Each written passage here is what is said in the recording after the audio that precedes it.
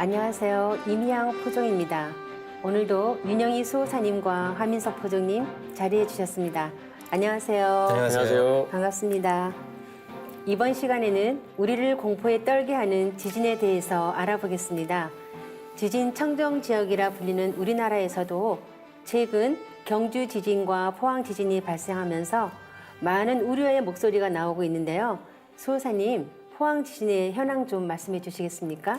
예, 다들 아시겠지만 2017년 11월 15일 오후 2시 29분에 이 경부 포항 북구에서 발생한 이 규모 5.4의 강진인데요. 양산 단층의 가지라고 하는 장사 단층에서 이렇게 일어난 것으로 이렇게 추정되고 있습니다. 대표적인 피해로는 이 한동대학교의 그 지진으로 인해서 건물 외벽이 무너졌고 그 다음 날에는 이 발표한 것이 99개 학교에서 피해를 봤다라고 이렇게 이야기를 하고 있습니다. 포종님, 그 전에 발생했던 경주 지진도 있죠? 네, 그래서 2016년 9월 12일 날 발생했고요. 저는 이제 그때 울산에 있어가지고 그 지진을 감지했어요. 집이 이렇게 17층인데 막 흔들렸는데 그때 규모가 5.8입니다. 그러니까 78년도에 한반도에서 이렇게 지진 관측을 시작한 이후로 이제 이번 포항 지진은 이제 두 번째로 큰 규모였던 그렇죠. 거죠. 근데 홍태경이라고 이제 연세대 지구 시스템과학과 교수가 하는 얘기가 뭐냐면 그 포항 지진이 저번 이제 경주 지진 때 쌓였던 응력이 이번에 터졌다 이렇게 되는 거죠. 그러니까 저도 경주 지진 때 그 마산에서 있었는데 아주 그 진동이 심해가지고 이렇게 깜짝 놀랐었습니다. 네. 포항도 지진 안전지대는 아니라는 것을 알 수 있는데요. 그 포항 지진의 특징은 뭘까요? 그래서 이번 지진을 놓고 미국 지질조사국하고 일본 기상청에서 이렇게 원인을 규명했는데 역단층이다 이렇게 결론을 내렸습니다. 역단층. 그 경주 지진 때는 이제 정단층이었어요. 정단층은 그냥 옆으로만 흔들리는 건데 역단층은 씨름할 때 매다 꽂는 것처럼 위아래로 이렇게 충격이 가해지기 때문에 훨씬 피해가 컸던 거죠. 그래서 자, 포항 지진이 이제 발생한 원인에 대해서 우리가 지금 알아봤잖아요. 그 포항 지진은 소사님 말씀처럼 양산 단층에서 한 9km 떨어진 곳에서 이렇게 새로운 단층대가 이렇게 형성이 되면서 발생했다고 추정되는데 우리나라의 그 단층이 상당히 많이 있다고 들었어요. 어떤가요? 지금 그래서 우리가 지진이 어긋나 있는 걸 단층, 폴트라고 얘기하는데요. 그게 이제 최근에 어떤 변형이 있어가지고 좀 문제가 될 수 있는 걸 활성 단층이라고 하고 가장 유명한 게 이제 양산 단층이 되는 거죠. 그래서 남한에 지금 그 2012년 발표자료에 보면 450개 정도의 단층이 있다. 그 중에 활동성 단층 개수는 최소 25개에서 50개 정도로 보고 있어요. 그 중에 이제 양산 단층이 이제 문제가 되는데 땅속 정보가 지금 저희가 거의 없습니다. 그렇죠. 예, 그래서 이제 경주 지진 2010년이 터지고 나서 이제 땅속 정보를 알아보려고 막 할 예산도 한 20억 정도? 그러니까 많이 투자도 못 하니까 알 수가 없는 상태. 근데 남한은 고사하고 이제 북한에 대한 건 협조도 되지 않는 상태라서 우리가 정말 무지막지한 지금 상황에 와 있는 거라고 봐도 그렇죠. 과언은 아닙니다. 그 도전 말씀에 보면 양산 단층에 대해서 하신 말씀이 있거든요. 뭐 동네 울산이 흐느적 사국 강산이 콩 튀듯 한다 하는 도전 5편 말씀이 있는데요. 이 말씀은 무엇을 뜻하는 것일까요, 소선님? 예, 그 동네라는 것은 이제 부산을 이렇게 말하는 거고요, 지금의. 그리고 이제 울산을 이야기를 하는 거죠. 그래서 동네 울산이라는 것은 지금 부산과 울산을 이야기를 하는 것인데요. 이제 흐느적이란 말이 뭐 사전적인 의미로 보면 이 어떤 물체가 느리게 이렇게 자꾸 흔들리는 모양을 이야기를 합니다. 그래서 딱딱한 고형 물질이 흔들리면서 뭉개져 내리는 모습이 이제 흐느적이라고 할 수가 있죠. 그래서 이 표현으로 봤을 때는 이 한반도, 이 동남쪽 해안가 주변으로 해서 큰 지각 변동이 일어나 가지고 육지가 이 물속으로 들어가는 모습을 이게 상제님께서 말씀하신 거라고 이렇게 볼 수가 있습니다. 또 이와 관련된 말씀으로는 이 태모님께서 말씀하신 11편 263장에 보면 이 부산은 백지 석장이 뜨느니라 이런 말씀이 있거든요. 그래서 이런 말씀들을 통해서 지축의 이동이 이렇게 장차 지구의 거대한 지진이랄지 해일이랄지 뭐 홍수 화산 폭발 등 엄청난 천재지변이 일어날 것을 이렇게 알 수가 있습니다. 네, 뭐 이 도전 말씀과 관련해서는 우리가 후반부에 좀 더 알아보도록 하고요. 지질학계에서는 경주 지진이 일어난 곳과 비슷한 위치에서 다시 큰 지진이 발생할 우려가 있다. 이제 이런 얘기들을 전문가들은 하고 있는데요. 지난 일본 규슈 지방에서 일어났던 규모 7.0의 지진이 그 영향으로 경주 지진이 일어났고 또 그것이 다시 포항 지진으로 이어지는 쉽게 얘기하면 지진의 도미노 현상이 발생했을 가능성이 이제 높다고 이렇게 제기를 하고 있는데요. 김영석 부경대 지구환경과 교수는 포항 지진은 1년 전 경주 지진의 연장선상이다. 그리고 앞으로도 이런 비슷한 규모의 지진이 도미노처럼 연쇄적으로 일어날 가능성이 높다고 이렇게 말씀했는데요. 이런 추세를 보면 앞으로 큰 지진이 올 수 있다고 볼 수 있겠죠. 지금까지 뭐 큰 지진은 우리나라에 없었다고 생각을 하지만 그 시간대를 한 2000년 정도까지 앞서서 보면 삼국사기에 이런 내용들이 나옵니다. 779년 경주에 큰 지진으로 가옥이 무너지고 100여 명이 죽었다. 이런 기록들이 나오거든요. 그 당시에도 경주에 지진이 났었네요. 그렇죠. 전과가 있어. 역사학자와 지진학자들이 이제 옛 기록을 토대로 해서 이제 연구를 해본 결과 뭐 779년 3월에 이제 신라 경주에서 100명이 숨진 지진은 규모를 약 8에서 9.0 강진으로 이렇게 예측을 하고 있습니다. 그러니까 이제 우리나라에서는 1905년부터 지진을 이렇게 관측을 했었는데 1904년까지 그러니까 쭉 그 역사서를 토대로 검토를 해보니까 약 1,800여 차례 그 정도의 지진이 일어났다라고 합니다. 부장님, 동일본 지진도 예외는 아니죠? 그러니까 지금 지진 전문가들은 2011년 동일본 대지진을 되게 주목하는데요. 왜냐하면 한국에서의 나타난 지진은 동일본 대지진 이후에 더 급증했거든요. 그러니까 78년도부터 이제 측정을 하기 시작했는데 규모 5.0 이상 지진은 10번 정도 있었는데 78년도부터 그 2011년까지 5회, 2011년 동일본 대지진 이후에 5회니까 엄청 빈번해졌다는 그렇죠. 거죠. 그러니까 그 거리상으로는 1200km 정도 차이 나는데도 우리가 그거 여파로 지금 이제 지진 청정 지역에서 예외가 아닌 곳으로 저희가 지금 문제 의식을 갖게 된 사건이죠, 지금. 그러니까 지각판이 이렇게 다 연결되어 있기 때문에 어떤 도미노 현상처럼 이렇게 네. 일어나는 것 같다고. 양산 단층이 위험한 이유가 또 있는 것 같습니다. 바로 원자력 발전소가 단층대에 건설되어 있는 건데요. 얼마나 위험한 상태인가요?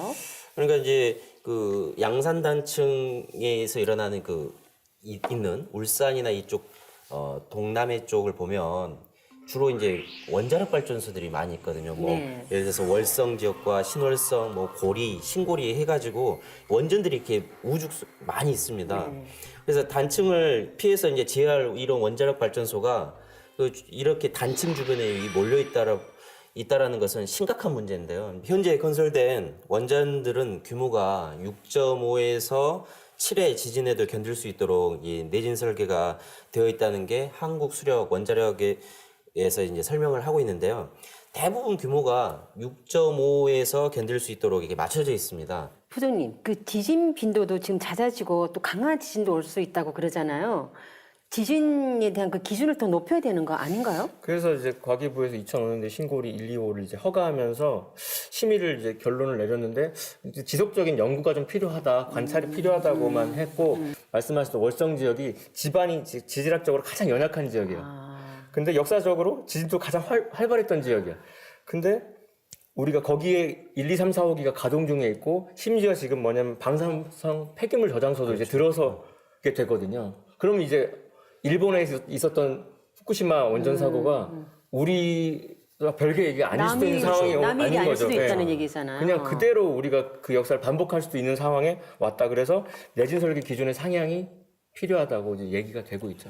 그래서 근데 이제 우리가 기본적으로 좀 알아야 되는 게 리터 규모라는 게 있잖아요. 뭐 레이징 설계할 때 6.0이니 7.0이면 수치상으로 1 정도 되니까 뭐 얼마나 차이가 있겠냐라고 하는데 리터라는 것은 이제 1935년에 미국의 지질학자 리터가 이 지질의 어떤 강도를 절대적인 수치로 이렇게 나타내기 위해서 이제 제한된 개념인데요. 그러니까 1이 증가할 때마다 리터 규모가 1이 증가할 때마다 에너지 발산이 32배가 이렇게 증가를 합니다. 그러니까 5.0에서 7.0이라는 것은 뭐 이렇게 한 수치가 이 정도 늘어난 것 같지만 에너지는 32 곱하기 32가 되는 거죠. 그러니까 1000배가 그렇죠. 1000배가 약 1000배가 늘어나는 거기 때문에 이 규모를 따질 때는 엄청난 에너지 받기 때문에 내진 설계에 아주 치밀하게 이렇게 설계를 해야 되는 거죠. 우리가 숫자에 속고 있는 거네요. 그렇죠.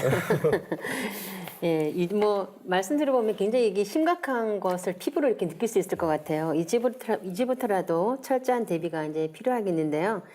근데 지진으로 인해서 인류가 생존의 위협을 느끼고 있는 것은 전 지구적인 문제인 것 같습니다.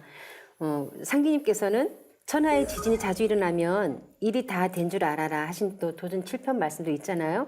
환태평양 두산대를 이제 불의 고리라고 하지 않습니까? 이제 그래서 2017년 1월 달에는 파푸아기니아에서 발생한 규모 8.0 강진을 시작으로 해서 4월 달에는 칠레에서 7.1, 8월 달 필리핀에서 6.2, 9월 멕시코에서 8.2의 지진이 발생해 이제 도심을 파괴하고 수많은 사상자를 이렇게 내게 된 것이죠. 뭐 그 사이에 일본과 이 대만에서도 규모 5.6, 뭐 6.0, 뭐 지진이 셀 수 없을 만큼 이렇게 계속 발생을 했었는데 범위를 이 불의 고리 밖으로 이렇게 확대하면 8월 달에는 중국 스촨, 그리고 내서 이제 한 7.0, 그리고 이제 11월 달에는 이란 이라크에서 7.2의 이제 지진이 관측이 됐는데요. 특히 이제 이란 이라크 지진의 경우에는 뭐 사상자가 540명 정도 이렇게 발생을 해서 이렇게 2017년도에 최악의 재난으로 이렇게 기록되어 있습니다.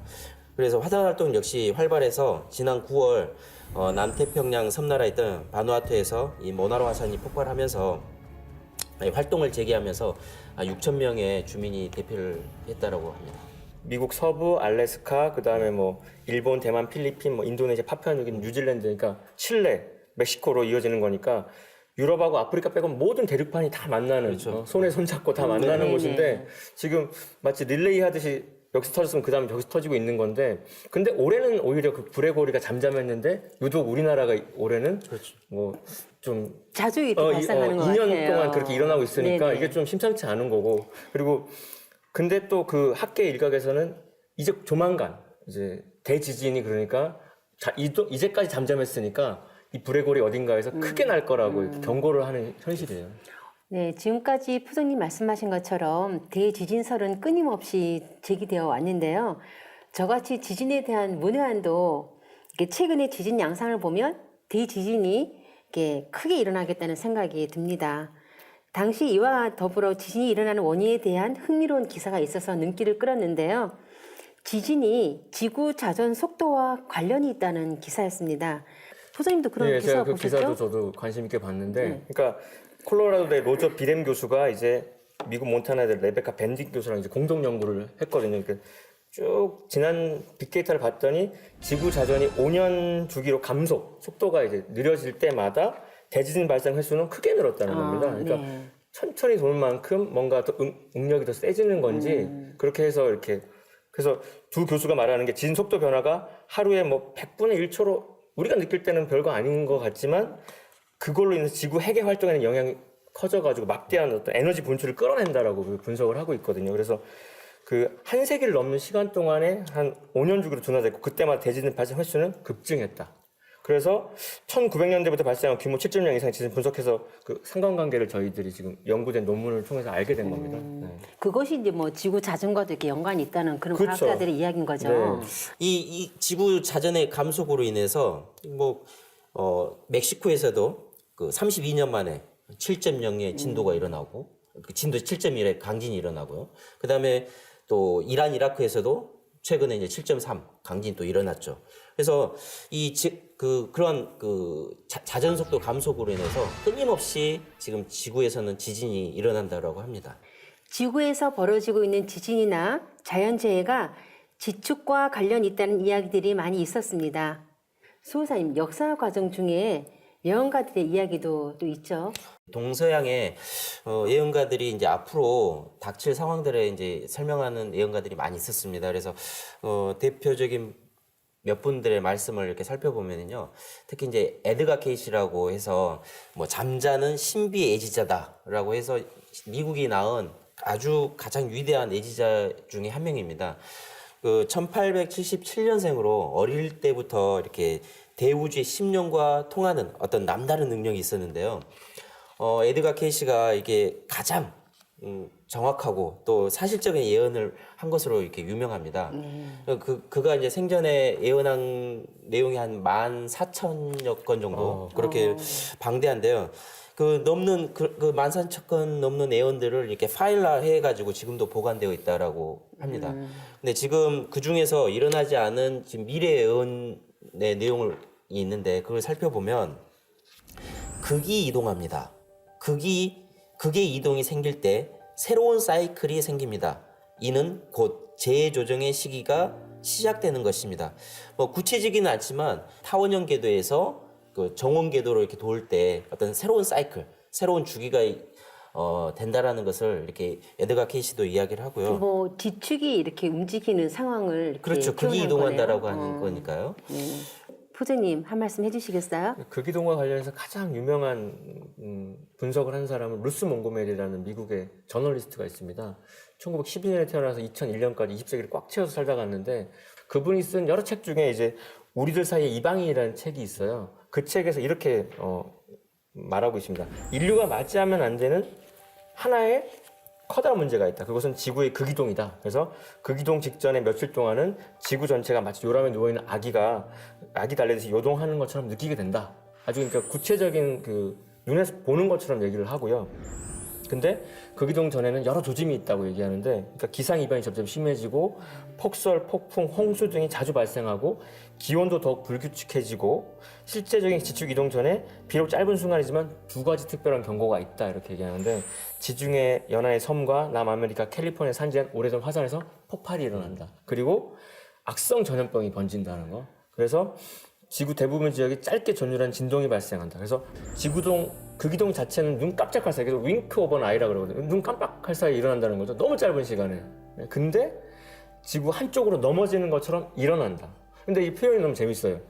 넘어지는 건데 일어나는 거니까 그러면 기울어져 있었다는 뜻이잖아요. 그렇죠. 예, 넘어지는 것처럼 본래 자리로 등 굽은 사람이 이렇게 허리가 펴지는 것처럼. 그래서 그러면서 지구는 본래의 공전 궤도를 이탈해 요동친다는 거죠.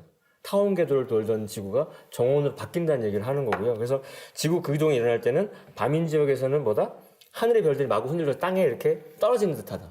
그래서 뭐 세기말의 영화들 보면은 하늘의 별이 떨어지는 뭐 딥 임팩트 이런 영화 있었지 않습니까? 그래서 그리고 다음날 새벽이 밝아올 지역에서는 지평선에 떠오르는 태양이 전혀 엉뚱한 방향에서 온다는 겁니다. 그래서 우리말에 해가 서쪽에서 뜬다는 말이 단순한 비유사가 아니라 실제로 일어날 수 있는 현상이라는 얘기가 되는 거고, 구체적인 아주 구체적이에요. 했네요. 그러니까 정말 그 기자답게 네. 그 미래에 대해서 서술을 하다 보니까 이제 실제로 그걸 접한 사람들이 많은 충격도 받고 또 여러 가지 이제 얘기들이 나오고 있는 거죠. 그 루스 몽고메리에 대해서도 말씀하셨는데 이제 노스트라다무스 다들 아시죠? 네. 노스트라다무스 네. 뭐 예언가의 대부라고 그렇죠. 이렇게 할 수가 있는데 노스트라다무스는 이 하늘의 소리를 들었다라고 해가지고 이제 백시선이라는 책도 이렇게 내게 되는데 그 책을 보면 이런 이야기가 나옵니다. 이 책 속에는 이 세계의 미래가 모두 담겨 있다라고 이제 이야기를 하면서 장차 이제 전쟁과 기아, 전염병 현상들이 펼쳐져서 그걸 이야기하는데요. 그 중에서도 이제 지진보다 훨씬 더 강력한 천재지변이 인류의 생존을 위협하는 그런 상황들, 그런 게 예언서에 이렇게 기록되어 있습니다. 그 내용에는 바로 스타드의 거대한 둥근산이 평화와 전쟁, 기근과 홍수 뒤에 큰 나라들을 집어삼키며 달려들리라. 아무리 오래되고 집안이 튼튼할지라도 이런 이야기가 나왔습니다. 그래서 이것은 지상의 어떤 지역이 이제 바닷속으로 침몰되어 사라질 것을 전해주고요. 또 거대한 둥근산은 이 지각 변동 때문에 발생하는 이 거대한 해일을 가리키는 것이죠. 그래서 이러한 재난은 홍수와 기근 뒤에 이제 발생한다고 전하고 있다는 겁니다. 순서까지도 이렇게 예. 보았나 봅니다. 예. 네. 그러니까 이제 이런 예언자들의 어떤 공통점은 지금 네. 루스 몽고메리도 그랬지만 어떤 극의 이동, 네네. 지축의 어떤 이동으로 인해서 어떤 천재지변이 올 것을 이야기를 하고 있다는 것이죠. 그런 상황들을 지금 다 그렇죠. 미연에서 본 거잖아요. 각 종교에서 떠받드는 성자, 예.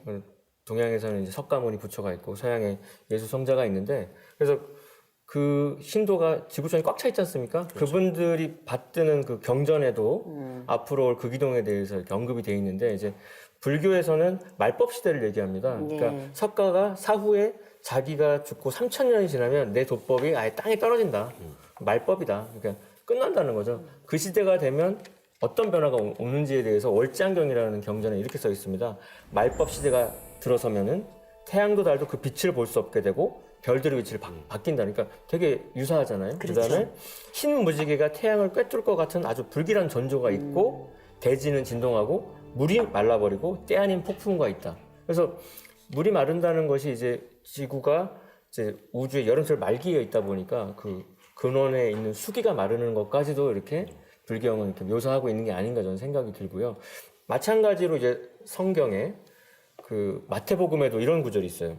그 마태복음 24장에 보면은 그날 환난 후에 즉시 해가 어두워진다. 그러니까 아주 그 루스 몽고메리도 눈 깜빡할 사이라 그랬는데 네네. 아주 즉시 해가 어두워지고 달이 빛을 내지 아니하며 별들이 하늘에서 떨어지며 하늘의 그 어마어마한 권능들이 흔들린다. 기존에 우리가 그렇게 하늘이 바뀔 일이 없다고 생각했던 그 권능들도 흔들린다라고 묘사를 하고 있습니다. 그리고 성경 하면은 가장 그 66권의 끝자락에 그 요한계시록 있지 않습니까? 사도 요한이 그 박모쌤 귀향을 가가지고 하늘에 뜨겁게 기도해가지고 그 백보좌에 앉아 계신 하나님으로부터 직접 이렇게 앞으로 오는 그 개벽 상황을 이렇게 계시받은 내용들인데 그래서 거기에 보면 더 생생한 기록들이 있어요. 그래서 또 이제 요한계시록 6장으로 넘어가면 하늘의 별들이 이제 무화과 나무가 이제 태풍에 흔들려서 선과실들이 아직 덜 익은 과실들이 땅에 떨어지듯이 별들이 자꾸 떨어진다는 얘기를 하고 있는 거예요. 그러니까 그거는 지축이 쓰게 되면은 우리가 볼 때 별이 떨어지는 것처럼 보인다는 거죠. 우리가 기차 타고 가면 나무가 뒤로 가는 것처럼 보이는 것처럼 그렇게 하늘에 천체의 이변이 있고 그러면서 하늘은 종이축이 말리는 것 같이 떠나간다. 하늘이 떠나간다고 표현해버리는 거죠. 그 다음에 각 산과 섬이 제자리에서 옮겨진다. 지도가 완전히 바뀐다는 얘기죠. 네네. 그리고 이제 요한계시록 21장에 보면은 우리가 익히 잘 알고 있는 표현이 나오는데 내가 새 하늘과 새 땅을 보니 처음 하늘과 처음 땅이 없어졌고 바다도 있지 않더라라는 표현을 통해서 하늘과 땅이 싹 바뀌어. 정권이 바뀌듯이 전혀 옛날과는 전혀 다른 처음에 우리가 태어난 하늘과 전혀 다른 새 하늘과 새 땅이 온다는 소식으로 완전히 업데이트된 어떤 천지가 개벽된다는 얘기를 하고 있습니다. 뭐 다들 아시겠지만 김일부 대성사가 또 있으시거든요. 그 김일부 대성사는 어떤 정욕의 괴를 가지고 장차 일어날 어떤 천재지변에 또는 어떤 정욕 세상이 될 것을 이야기하시는데요. 이분은 이제 이 정욕을 창시하신 분이거든요. 근데 그 정욕의 금화와송이라는 그 19절을 보면 자궁이 퇴위하고 축궁이 정의로다. 그러니까 지금은 이 지축이 기울어져 있어가지고 충미 방향으로 이렇게 기울어져 있습니다. 근데 이제 장차 자궁이 퇴위하면서 이 충미가 이렇게 정방향으로 이렇게 지축 정립을 이야기를 하는 거거든요. 기울어진 지축이 바로 서는 그렇죠. 그 상황. 그래서 365와 4분의 1인 1년이 360일 세상이 이제 장차 온다는 것을 우주의 변화 입법으로서 이렇게 설명하시고 계시는 거죠. 정력을 완성하는 과정에서 이제 그걸 다 보신 거잖아요. 그렇죠. 네. 그래서 이제 쥐 얘기가 지금 나왔는데, 그러니까 자오선이라고 하는 지금 우리 지구는 정북과 정남에 자와 오가 있는데 지축은 23.5도 7도 이제 축방향으로 기울어져 있다. 그래서 우리 선조들은 깨달음이 너무 깊은데 그 깊은 깨달음을 일상의 언어 속에 고스란히 담아가지고 후학들한테 그 마치 오픈북처럼 다 전달을 한 거거든요. 그래서 우리가 흔히 하는 말 중에 뭐가 있습니까? 미치고 자빠진다. 그다음에 뭐 한정하겠다. 그렇죠. 미치고 한정하겠다. 쥐구멍에 그래요? 벽 뜬다. 그다음에 우리 그 풍속 중에 뭐 새해 딱 접어들어가지고 첫 자일이나 이제 정월 대보름에 가면은 뭐 하죠? 쥐불놀이. 그래서 뭐 횃불 들고 들판 나가가지고 논밭에 불 붙여서 뭐 병충해 같은 거를 막는 그런 풍속이 있는데 그런 이벤트나 놀이도 이 대천지의 변혁과 개벽과 관련된 힌트를 이제 담아놨다는 거죠. 아까 뭐 자궁 태위, 축궁 정위. 그래서 뭐 정역에는 축궁이 득왕한다는 표현도 그렇죠. 왕자리, 킹자리를 얻는다는 거니까. 그래서 그 쥐구멍에 어떻게 볕이 들어오나. 그러니까 궁색하게 살던 사람이 이제 개천에서 용나듯이 좋아지는 어떤 비유로 우리가 쓰는데 정북방에 있을 때는 볕이 안 들어오다가 이게 기울어지면서 딱 쓰면서 볕 들어오는 방향으로 바뀐다는 거를 이렇게 말하는 거고요. 그다음에 쥐불놀이 자체가 그 뭐 쥐방을 쫓아내는 어떤 게 되는 거죠. 사실 그 쥐날이라고 하는 것이 그 점 보는 사람들은 그 자일에는 접게도 안 나오니까 그 보지도 않는다고 하는 거예요. 그러니까 너무 어두운 곳이라서 뭐가 안 보이는 어떤 뜻이 있었는데 거기에 볕이 들어온다는 사건은 지축 정립을 아주 노골적으로 말한 거고 그러면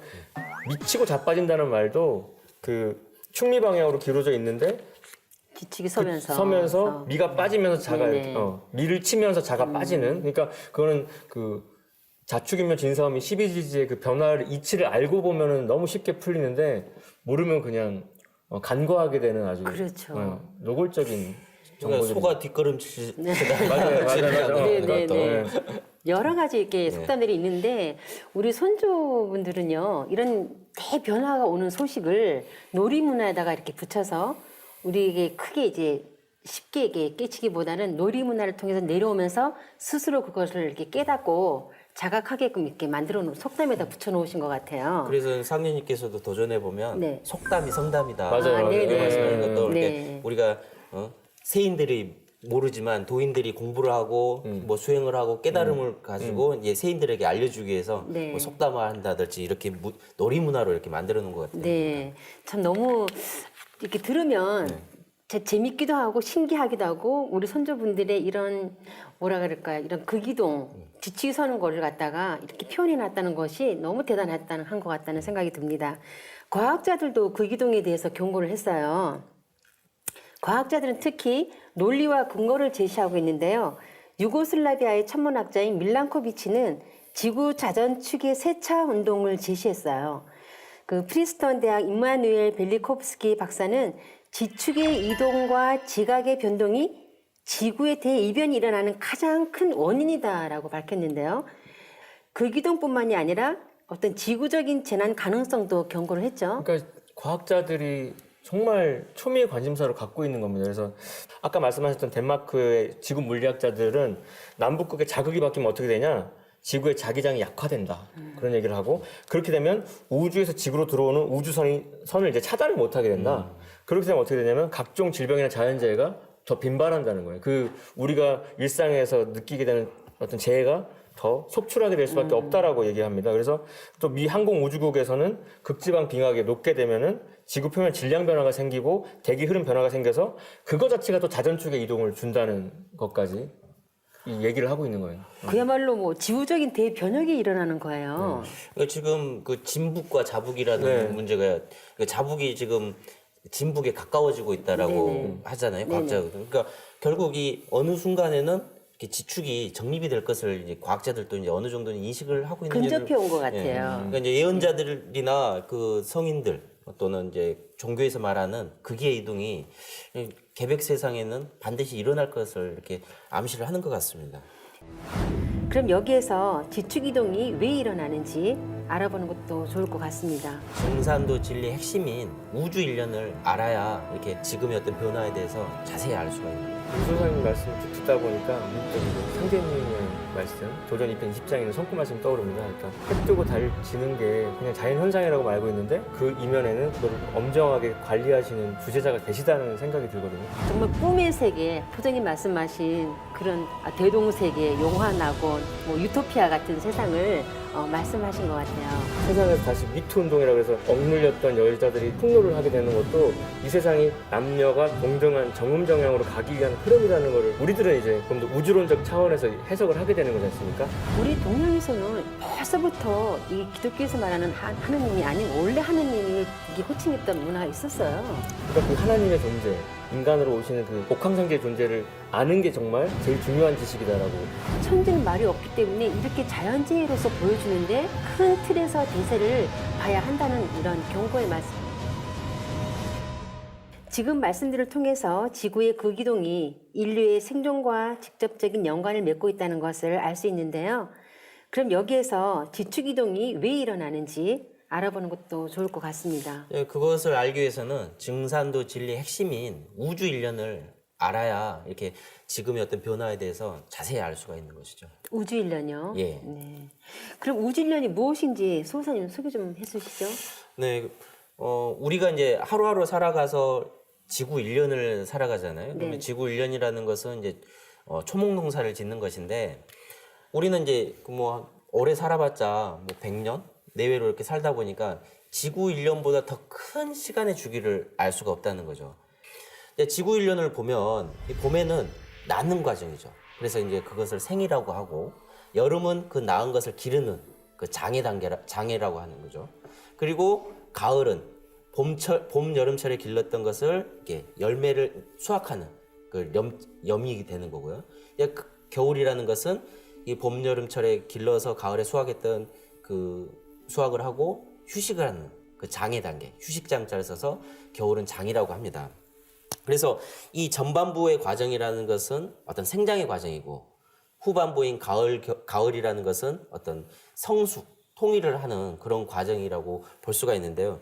이렇게 하루하루가 모여서 지구 일련을 만들고 이 지구 일련이 더 큰 주기를 만들어서 이제 우주 일련을 만드는 것인데 똑같이 이 지구 일련의 그 모습처럼 우주 일련도 그 인간을 낳아서 인간을 성숙시키는 그런 우주 일련의 그 목적이 있다는 겁니다. 근데 그 시간은 바로 12만 9,600년이라는 그 시간의 사이클을 가지고 돌아가는데 봄, 여름의 과정, 인간을 낳아서 기르는 과정을 이제 자연의 시간대로는 64,800년, 그리고 가을, 겨울인 64,800년인데 문명이 태동하는 그런 시간대는 겨울이라는 것은 빙하기이기 때문에 인간이 살아갈 수 없는 약 3만 년을 빼고 나면 전반기 문명의 시간대로는 5만 년, 후반기인 성숙의 시간대는 이제 5만 년. 그래서 그런 선천 5만 년, 후천 5만 년이라고도 이렇게 이야기를 하고 있습니다.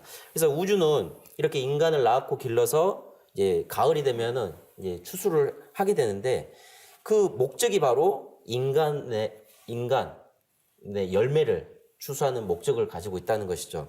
그래서 지금은 바로 가장 결정적인 이 시간대는 바로 여름에서 가을로 넘어가는 이런 하추 교육의 시간대에 우리가 살고 있다는 겁니다. 그래서 이 여름에서 가을로 넘어갈 때는 음양이 충돌하는 이 시점이기 때문에 대변역이 일어나거든요. 그래서 그것을 가을 개벽 또는 후천 개벽이라고 하는 것입니다. 그래서 우주의 변화의 틀은 봄에 태어나서 여름에 성장을 향해서 크는 것인데 봄은 여름을 위해서 있고 여름은 가을을 위해서 있는 것이죠. 그래서 이 봄, 여름에서 이 가을로 넘어가는 이 변화의 마디, 이 끝자락에 있는 변화의 마디에서 내가 어떻게 이 앞으로 닥칠 가을 개벽을 준비를 하느냐에 따라서 어떤 성숙한 열매가 될 것이냐, 그렇지 못한 열매가 될 것이냐 하는 것이 결정되는 중요한 시점이 바로 지금의 시점이라는 것이죠. 그래서 지금 뭐 계속 지진이랄지 뭐 예언가들이랄지 뭐 종교의 어떤 성인들의 그 말씀이 바로 이 시점을 이야기하고 있다는 것을 알 수가 있는 것입니다. 윤수사님 말씀 쭉 듣다 보니까 문득 이제 상제님의 말씀 도전 2편 20장에 있는 성구 말씀이 떠오릅니다. 그러니까 나는 생장염장 사의를 쓰다니 이것이 곧 무의이완이라. 해와 달이 나의 명을 받들어 운행하나니 하늘이 이치를 벗어나면 아무것도 있을 수 없느니라 하신 말씀이 있거든요. 그러니까 생장, 염장이라고 하는 그냥 자연의 입법이 그냥 스스로 그러하게 가는 것이 아니라 우주 통치자께서 쓰시는 법도라는 거죠. 그러니까 해와 달도 당신의 명을 받들어서 움직인다. 우리가 해 뜨고 달 지는 게 그냥 자연 현상이라고 알고 있는데 그 이면에는 그걸 엄정하게 관리하시는 주재자가 계시다는 생각이 들거든요. 그러니까 자동차라고 하면 스스로 움직이는 차라고 하지만 운전자가 있는 것처럼 네네. 이 우주도 이면에서 직접 모든 걸 관할하시는 절대자가 계시다는 것이 우리 우주일련 생장염장 이치를 이렇게 상고할 때 반드시 염두해야 되지 않을까라는 생각을 하게 됩니다. 그렇습니다. 우리 인간이 사는데도 보면 법도를 세우고 이렇게 하잖아요. 그죠? 그런 것처럼 이 우주에도 그런 법칙, 이치를 주관하시는 분이 계신다는 것도 우리가 좀 알고 있으면 좋겠습니다. 그분이 바로 이제 주재자, 통치자 하나님이신 그렇죠. 상주님이신 거죠. 네네. 우주일련, 수호사님 우주일련 말씀을 듣다 보니까 우리가 좀 지구일련을 좀 1년이라는 시간을 반복하면서 우리가 살고 있잖아요. 근데 그 지구일련은 초목농사 짓는 주기인데 그것을 확대해서 우리가 생각해보면 큰 시간대가 있는데 그것은 우주 1년이라는 12만 9,600년이라는 그 시간 주기가 있다는 거잖아요. 그렇죠. 네, 그러니까 시간의 확대를 좀 해보고 우리가 그렇게 생각을 해볼 필요가 있을 것 같아요. 그러니까 이러한 큰 변화가 오는 때에 이제 상제님께서 이 지구라는 밭으로 오실 수밖에 없게끔 되어 있는 거죠, 이치적으로. 그러니까 우주의 자연 변화라고 하는 건 뭐 피할 수 없는 거지 않습니까? 우리가 여름 내내 절에 가서 가을 오지 않게 해주세요 빌고 나왔더니 가을이 와 있는 것처럼 네. 그래서 자연이 오는 건데 그 과정에서 낙엽 지고 열매 맺듯이 참혹한 어떤 생명의 어떤 그 살상들이 피치 못하게 오는데 그럼 여름 가을 바뀌는 이 계절이 왜 중요하냐면 이번 우주 일전을 통해서 여름 가을 바뀔 때 그 인간 농사를 주재하시는 절대자께서 신이 인간으로 오시는 타이밍이기 때문에 그리고 오셔야만이 그 갈등을 해소하고 상극을 상생으로 돌리고 분열을 통일로 돌릴 수밖에 없다라는 생각을 하거든요. 저는 그래서 우주는 열이다 생각해요. 분열, 통일, 분열, 통일.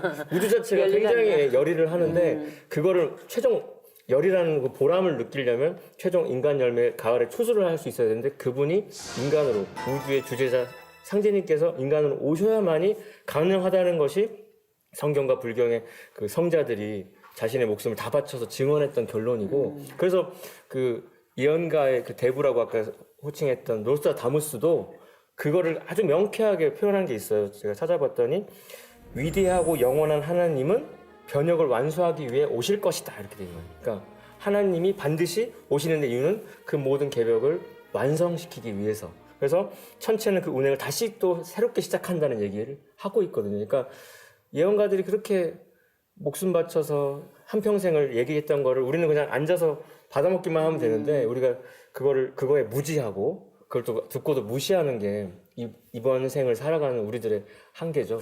저는 그러니까 우리들은 세인들이잖아요. 뭐 이렇게 뭐 아무리 뛰어났다고 하더라도 이런 성자들이나 예언가들보다도 이렇게 더 나아지는 않잖아요, 지금은. 그렇죠. 그러면은 이 사람들이 평생 그 뭐 공부를 했던, 돌을 닦았던, 수행을 했던 이런 사람들이 이러한 변화가 온다라고 하면 귀를 기울여서 한번 알아봐야 되지는 않을까 그런 생각을 많이 해보거든요. 맞습니다. 뭐 변화가 오는 거에도 이렇게 지금 뭐 지진이 자주 일어나고 이런 현상들이 일어나는데도 별로 이렇게 관심이 없어요. 근데 하물며 상주님께서 이 땅에 강세하신 거조차도 안 믿으려고 하죠. 근데 우리가 쉽게 생각하면 1년 농사를 지었을 때 농부가 추수하려면 밭으로 나가야 되지 않습니까? 그렇죠. 뭐를 이렇게 뭐 벼를 추수할 때도 논으로 나가야 되잖아요.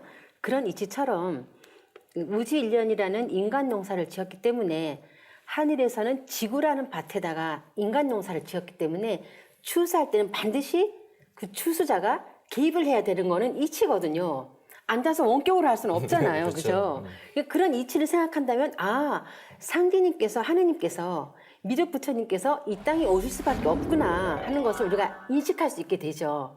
그래서 우리가 보면 지금 두 분 말씀하신 것처럼 가을 기백기를 맞아서 인류를 구원하기 위해서 상帝님께서 이 땅에 강세하셨는데요. 상帝님께서는 도전에 이런 말씀하셨습니다. 천하의 지진이 자주 일어나면 일이 다 된 줄 알아라. 도전 7편 17장 7절에 나오는 말씀인데요. 가을 개벽기를 맞아서 지축이 바로 서는 과정에서 지진이 많이 일어난다는 말씀인데요. 포주님, 그 우주의 계절 변화와 지축 이동에 대해서도 이제 한 말씀 좀 해주시죠. 그러니까 단순히 계절이 부드럽게 넘어가는 게 아니라 여름에서 가을로 넘어갈 때는 우주의 환경이 완성되는 거기 때문에 그러니까 지축이 23.5 길어졌다는 건 사람으로 치면은 등이 굽은 채로 이렇게 꾸부정한 자세로 계속 있는 건데 이렇게 있는 거잖아요. 자세를 똑바로 세운 거거든요. 네. 우리가 마음을 가다듬기 위해서 허리부터 세우는데 그런 변화가 여름 가을 바뀔 때 생긴다는 거. 그리고 모든 예언자들이 말했던 게 지축 극이동이 생길 때 공정궤도도 바뀐다. 그래서 여름에 그 지축 경사의 시간대에는 우리 태사부님 말씀대로 계란 같은 형 지구 궤도를 돌다가 이제 가을로 넘어가면 공 같은 형으로 바뀐다는 거죠. 축구공처럼요. 그렇죠. 그렇게 되면 당연히 지축이 있으면서 지도가 바뀌는 거고 그렇죠. 그다음에 달력이 바뀌는 거죠. 1년의 날수가 지금 365가 4분의 1 때문에 뭐 4년마다 윤달이 있고 30일, 1일, 30일, 29일 이렇게 왔다 갔다 하는데 1년 360일, 한 달 30일 음력 양력이 딱 하나 돼가지고 한번 달력 딱 만들어 놓으면 거기에서 우리가 머리 쓸 일이 없어지는 아주 이상적인 그래서 그런 환경에서는 극한극서의 어떤 자연 변화도 없고 기상 이변도 없고 우리가 봄날에 날씨만 좋아도 기분이 좋은데 1년 사계절이 그렇게 사시장춘이 된다고 하는 변화가 온다는 겁니다. 근데 변화 과정은 참혹할지 몰라도 다 끝나고 나면 너무 좋죠. 그러니까 옛날 건물을 무너뜨릴 때는 재개발할 때 무너져야 되고 막 하니까 소란도 나고 미세먼지도 더 날리고 할 테지만 그게 다 정리되고 나면 그야말로 새 건물이 멋지게 들어서게 되는 거니까 그런 거를 어떤 대국적인 차원에서 이해하고 우리가 이 시대를 좀 각성해서 살아가야 한다. 저는 그렇게 생각하고 있습니다. 앞서서 제가 말씀드렸던 그 유고슬라비아 기상학자 밀란코비치도 이렇게 지축 정립에 대한 어떤 과학자 입장에서 말씀했잖아요. 그 지구의 자전축과 공정 궤도에 의해서 지축이 선다. 근데 사실 탁 들으면 이해하기 어렵거든요. 근데 아까 우리 포도님 말씀하신 대로 공전 궤도가 이렇게 정원형으로 되고 계란형에서 정원형으로 이렇게 바뀌는 거, 그 말씀을 하신 거거든요. 그런 걸로 보면 과학자들은 이렇게 지구의 자전축과 공전 궤도가 변하지만 그것이 지축이 정립되고 계획이 오는 상황이라는 것을 정녕 모른다는 거죠, 이것을. 그러니까 분석은 하되 해석을 할 수가 없어서 그렇죠. 그러니까 해답을 못 내리는 겁니다. 그렇죠, 그러니까 그렇죠. 현상에 대한 분석만 있고 그렇죠. 무엇을 위해서 왜 하는지에 대한 이유를 알아야 의미를 알아야 우리가 그거를 이제 받아들이고 적응할 수 있는데 이게 그걸 모르는 어떤 거죠. 현상으로 오는지, 어떤 이 우주의 계절 변화로 오는 현상이라는 걸 모른다는 거죠. 쉽게 얘기하면. 뭐 공자께서 이제 근치절신하고 원치저물하라는 말이 있지 않습니까? 가까이 있는 것은 내 몸을 통해서 이렇게 네. 취하라고 하는데 우리가 우주 일년을 안 살아봤기 때문에 잘 모르잖아요. 근데 하루살이처럼요. 네, 네. 근데 뭐 하루살이에는 내일은 없잖아요. 근데 이 지구 일년을 통해서 우리가 한번 이 우주 일년을 가늠해 보면 이 지구 일년이라는 건 초목 농사기 때문에 예를 들어 사과나무를 예를 들면 사과가 봄에 이제 줄기가 나오고 이파리가 나오고 가을에 열매를 맺잖아요. 근데 열매를 맺기 전에 꼭 오는 것이 있습니다. 그렇죠. 뭐 변호사 보면 매일 추수할 때 되면 쓰러져 있잖아요. 꼭 태풍 오는 게 만나서. 태풍이 오는 것처럼 그렇죠. 그게 자연의 이법이거든요. 네네. 그래서 그 진정한 열매를 이렇게 수확할 수 있도록. 그래서 근데 그 태풍이 왔을 때도 보면 사과나무에 그 강력한 바람이 불어서 사과나무가 다 떨어질 것 같은데 떨어질 놈은 떨어지고 붙어있는 놈은 붙어있더라는 거죠. 네네. 근데 이 거시적인 안목에서 우주 일련을 볼 때도 이 우주의 목적이라는 것은 바로 인간 농사이기 때문에 인간 농사를 통해서 이 75억 지금 뭐 80억 인류를 향해서 가고 있는데 그런 성숙된 인간을 이런 추수하는 그 목적이 여기 있다라고 볼 수가 있는 것이죠. 그 추수하는 과정에 이제 일어난 일이 이제 추수하는 과정에 추리는 과정이 이제 변혁이라는 큰 이제 과정이라는 그래서 이제 거죠. 상례님께서도 이 가을이 때가 되면 천하의 지진이 자주 일어나면 일이 다 된 줄 알아라. 어떤 그 자연의 변화에서 자연 개벽에서의 어떤 변화라고 이렇게 볼 수가 있겠습니다. 한민족과 증산도책 241페이지를 보면 제가 좀 언급을 하겠습니다. 그 가을 개벽이 일어나는 이치를 음양오행의 원리로서 이렇게 풀어놓으셨는데요.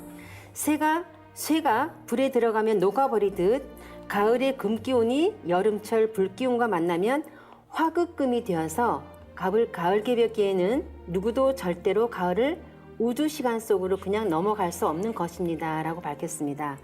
그리고 243페이지 그 하단 쪽에 보면은요. 이런 이치에 따라서 우주의 여름에서 가을로 계절이 바뀔 때는 반드시 중앙의 조화 손길인 토가 개입하여 화생토, 토생금으로 넘어가는 것입니다. 라고 했습니다. 이 토가 바로 우주의 주제자 하나님의 자리입니다. 화생토, 토생금 이것이 가을 개벽이 올 때 토자리에 계시는 우주의 조화조 하느님이 인간으로 오실 수밖에 없는 대자연의 이치입니다. 라고 이제 한민족과 증산도 책에서 밝혀놓았는데요. 우주의 가을은 만물이 성숙하고 열매 맺는 계절이지 않습니까? 열매를 맺기 위해 거쳐야만 하는 필연적인 과정 중에 하나가 지축이 정립하는 것인데요. 그럼 앞으로 열리는 문명은 어떤 문명인지 포도님께서 한 말씀 해주세요. 그래서 루소 몽고메리가 기자 정신 발휘해서 수많은 책을 써놨는데 거기에 이제 묘사되어 있는 걸 제가 인용하겠습니다. 그래서 그 지구는 진화의 단계에 있다. 그렇게 얘기하고 극이동은 지구 성숙의 연장선상에 있는 거다. 그래서 지구의 극이동은 자연 섭리로서 지구 자체의 정화를 위해서 필연적이다. 필연적인 과정이다. 이렇게 얘기하고 그래서 지구의 극이동과 더불어서 지상에 우리를 에워싸고 있는 야수성과 탐욕이 말끔히 청소된다. 그래서 인간 본성의 고결함이 드러나서 새로운 차원의 문명으로 번영하게 된다. 그러니까 모든 성자들도 기독교의 지상천국, 불교의 서방정토 용화낙원, 육아의 대동세계 전부 다 이상향의 세계가 온다는 건데 그것은 반드시 극이동이라고 하는 정화, 클리닝, 청소하는 과정을 거쳐야만이 가능하다는 얘기를 하고 있는 겁니다. 그리고 또 이제 또 언급한 게 극이동 이후에는 신시대가 열려가지고 초기 태고의 황금 문명, 아틀란티스 문명 시대를 얘기하거든요. 그 시대 이래 최상의 기쁨과 행복의 시대가 된다. 새로운 인류는 평화를 추구하고 영적인 성숙을 위해서 매진하는, 지금은 물질적인 육적인 어떤 성장 그런 거에 꽂혀 있는데 영적인 성숙을 위해서 매진하고 오래전부터 예언되었던 지상 낙원이 실제로 이루어진다. 우리가 뭐 이거 진짜예요 그럼 리얼이냐고 하는데 그게 현실에서 진짜 리얼하게 펼쳐진다는 거죠. 역사에서 보면 역사 과정에 거슬러 올라가면 황국 시대, 황금 시절, 뭐 장수 문화 시대, 배달 시대, 장수 시대 이랬잖아요. 무병 장수 시대 그런 시대로 다시 환원이 되는 이제 때인 것 같습니다. 그게 과학에서. 우주 입법으로도 10천, 네. 천국의 시대가 바로 죽어서 가는 것이 아니라 살아서 이 지상에서. 지구에서 이렇게 건설이 된다는 거죠. 그러니까 상제님의 이 도전 말씀에도 보면 이제 지축이 정립이 되고 가을 세상에 대한 상제님 말씀이 나오는데요. 도전 2편 18장을 보시면은요. 내가 이제 후천을 개벽하고 상생의 운을 열어 선으로 살아가는 세상을 만들리라. 만국이 상생하고 남녀가 상생하며 윗사람과 아랫사람이 서로 화합하고 분수에 따라 자기의 도리에 충실하여 모든 덕이 그 눈으로 돌아가리니 대인대의 세상이니라. 이런 말씀이 있습니다.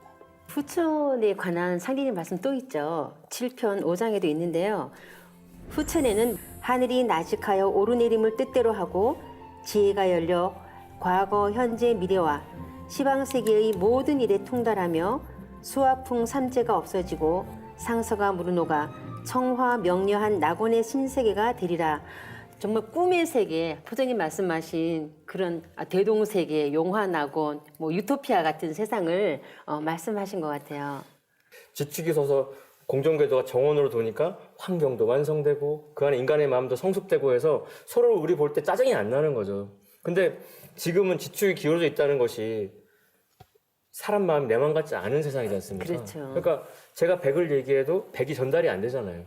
사람 마음이 다 삐딱한데 이게 똑바로 쓰면 얼마나 이상적이겠습니까? 그래서 특히 이 선천이라고 하는 세상 속의 지축경사로 인해서 누가 피해를 받냐?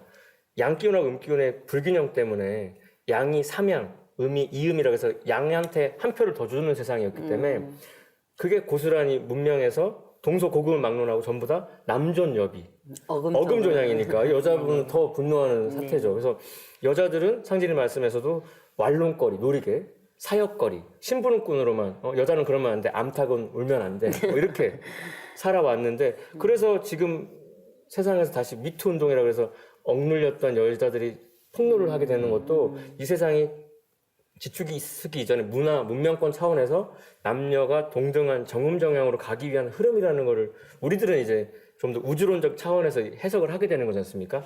그 과학자들이 뭐 지축이 이렇게 쓰고 뭐 철학자들도 지축이 정립이 돼가지고 뭐 후천 성경이 된다는 것이 자연적으로 일어나는 것이 아니라 이 상제님 천지공사, 상제님께서 인간으로 오신 그 천지공사 프로그램대로 이루어진다는 거거든요. 아까 이명포정님께서도 말씀하셨지만 도전성구에 보시면 4편 152장입니다. 공부하는 자들이 방위가 바뀐다고 이르나니 내가 천지를 돌려놓았음을 세상이 어찌알려. 그러니까 자연 발생적으로 지축이 정립되는 것이 아니라 바로 상제님의 천지공사 이념대로 방위가 바뀌고 지축이 정립되는 것을 이야기한다는 것이죠. 또 2편 16장을 보시면은요. 이제 온 천하가 큰 병이 들었나니 내가 삼계대권을 주재하여 조화로서 천지를 개혁하고 불로장생의 성경을 건설하려 하노라. 나는 옥황상제니라. 바로 이 가을 세상이라는 것은 이 불로장생, 늙지 않고 장생하는, 오래 사는 그런 세상이 된다는 거죠. 그리고 그 성경을 건설하려 하시는 분이 바로 우리가 말하는, 기독교에서 말하는 하나님, 가드이자 또 불교에서 말하는 미륵부처님이신 그 상제님, 우주의 주제자, 그분을 옥황상제님이라는 거죠. 그래서 이 상제님께서 자신의 그 아이덴티, 정체성을 바로 옥황상제라고 이렇게 정명을 이렇게 해놓으신 겁니다. 수호사님 말씀 들으니까 얼마 전 스티븐 호킹이 이제 사망했잖아요. 얼마나 이 우주를 밝히려고 애를 많이 썼습니까, 그분이? 상디님이 이 한 말씀, 공부하는 자들이 방위가 바뀐다고 일어나니 내가 천지를 돌려놓았음을 세상이 어찌할리요. 이 한 말씀만 알았다면 스티븐 호킹은 어떤 말을 했을까 좀 궁금해지는 대목인 것 같습니다. 그럼 사실 진짜 내가 건설한다고 했고, 그러니까 말 그대로 우리가 하느님 그러는데 하시는 님인 거죠. 그렇죠. 직접 네네. 개입하셔서 doing가시라는 거죠. 일일이 이렇게. 그러니까 하나님의 그 주권 사역하시는 그거에 대한 각성이 반드시 있어야 한다는 거. 인간 역사에 개입하신다는 거. 그렇죠. 그걸 새삼스럽게 깨닫게 그래서 되네요. 이런 것을 상리님께서 이제 이런 무국대도 내가 누군지만 알아도 반도통은 아니니라. 그러니까 이 그 경계라는 게 뭐 배치장 한 장의 차이일지는 모르지만 이걸 알 것과 모르는 것의 차이는 엄청나다라는 것이죠. 네, 맞습니다. 우리 동양에서는 벌써부터 이 기독교에서 말하는 하느님이 아니면 원래 하느님을 이게 호칭했던 문화가 있었어요. 예, 근데 워낙 외래 종교가 들어와서 묻혀서 그렇지 원래 하느님 문화가 있었거든요. 지금 이 여름 가을 바뀌는 자연 현상에서 주목해야 되는 것이 이때는 상대님 인간은 오신다는 거고 그분이 그냥 놀러 오신 게 아니라 그렇죠. 그분이 개입해서 내가 건설하느라 직접 개입해서 뭔가를 하셔야만이 좋은 세상이 온다는 거에 대한 게 강조가 되는 거지 않습니까? 그냥 자연이 되는 게 아니라 모든 오케스트라가 지휘자에 따라서 다 일사불란하게 아주 명곡을 연주하듯이 우리가 그렇게 조화와 화합의 세상을 만들어가는 건데, 그러니까 그 하나님의 존재, 인간으로 오시는 그 옥황상제의 존재를 아는 게 정말 세상에서 제일 중요한 지식이다라고 할 정도로 얘기하고 있지 않습니까? 여름에서 가을, 화에서 금으로 가는 이 화극금의 시대에서는 토가 개입을 해야 된다. 바로 그렇죠. 그 토가 하나님이다. 자리다. 그 그렇죠. 내용이 생각이 그렇습니다. 납니다. 네. 그러니까 우리가 음양오의 이치만 봐도 하나님이 미륵 부처님이 상디님이 인간 세상으로 개입할 수밖에 없다는 것은 우리가 음양오의 이치만 봐도 알 수가 있는 거죠. 그리고 또 이제 이런 지진, 상례님께서 인간으로 오셔서 지진이 일어나면 때가 다 이르렀느니라고 하신 말씀처럼 그런 것들이 다 종합적으로 봤을 때 바로 이게 하나님의 그 존재, 상계님께서 이렇게 인간으로 오셔서 이렇게 짜놓으신 프로그램이라는 것을 알 수가 있는 것이죠. 네, 지금까지 포항 지진으로 시작해서 우주 가을철 소식까지 참 많은 이야기를 나눴는데요. 천지 대세에 많은 걸 깨달을 수 있는 시간이었습니다. 그럼 마지막으로 정리 말씀을 부탁드려보겠습니다. 마무리 지으면서 이 도전의 그 상님 말씀을 좀 살펴보면은요. 지천하지 세자는 유천하지 생기하고 암천하지 세자는 유천하지 사기니라. 천하대세를 아는 자에게는 천하의 살 기운이 붙어 있고 천하대세에 얻은 자에게는 천하의 죽을 기운밖에 없느니라 이렇게 말씀하셨습니다. 지금의 장차 이 천하의 대세 그 어떻게 돌아가는지를 알 때만이 생기, 살 기운이 붙어 있다라고 할 수가 있겠습니다. 이 자연의 변화 속에서 유비무한의 어떤 정신으로 이 천지 변화의 이치에 대해서 관심을 갖고 또 공부를 하고 왜 이런 이치로 이런 현상들이 일어나는가 그 이치적으로 다 알 수가 있는 거거든요. 그래서 우리가 좀 더 이렇게 관심을 가져야 될 때가 아닌가. 바로 이 문제는 생과 사의 이 어떤 나눠지는 이러한 시대이기 때문에 생명을 보호할 수 있는 그런 유비무한의 정신 또 대책을 세워야 되겠죠. 그래서 이 천하의 대세를 아는 자라고 하신 부분에 대해서 도전 말씀 연결해 보면 앞서 천지는 말이 없으되 오직 내성과 지진으로 표징하리라 이 말씀도 굉장히 우리한테 경고를 주는 말씀이잖아요. 천지는 말이 없기 때문에 이렇게 자연재해로서 보여주는데 어찌 너희들은 이렇게 먹고 사는 데만 급급하느냐. 물론 중요하죠. 그 부분도. 그렇지만 큰 틀에서 대세를 봐야 한다는 이런 경고의 말씀, 어떤 그런 큰 말씀이신 것 같습니다. 그 여름에서 가을로 바뀌는 때이고 지축이 쓰는 때이고 그래서 지진도 빈번하다는 얘기죠. 근데 그 모든 거의 결론은 뭐냐? 이제 진단은 이제 계절 바뀜이라고 확인이 됐는데 솔루션은 처방은 하나님이 오셔서 모든 걸 다 짜놓으셨으니까 그분의 그 메시지, 그렇죠. 그분의 행적에 귀 기울여야 된다는 거죠. 그래서 토생금으로 구원의 다리가 이미 놓아져 있기 때문에 그 구원의 주님의 어떤 목소리, 미륵부처의 목소리에 우리는 귀 기울여야 한다. 그게 노스다무스도 이 모든 변화는 하나님의 의지로 완수된다고 했거든요. 그렇죠. 그 당신님의 의지를 우리가 알고 우리의 삶의 채널을 거기에 맞춰야 되지 않을까. 그게 우리가 살고 잘 되고 행복한 그런 비결이 아닐까 저는 생각합니다. 네, 또 참 진리를 이렇게 만나기가 쉽지는 않겠지만 이런 기회에 또 우리가 들여다보는 것도 중요한 것 같습니다. 오늘날 이 땅에서 가장 필요로 하는 것이 무엇일까요? 사람들에게 신의 찬란한 날이 가까워 왔다는 것을 알려주는 것, 또 믿지 않는 사람들에게 그들의 경험을 통해서 이제 일어나려고 하는 현상을 알게 해주는 것이다. 이렇게 에드가 케이스는 이야기를 했습니다. 지금까지 시청해주신 시청자 여러분 감사합니다. 오늘 함께해 주신 윤영희 수호사님, 함희석 포도님 감사합니다. 감사합니다.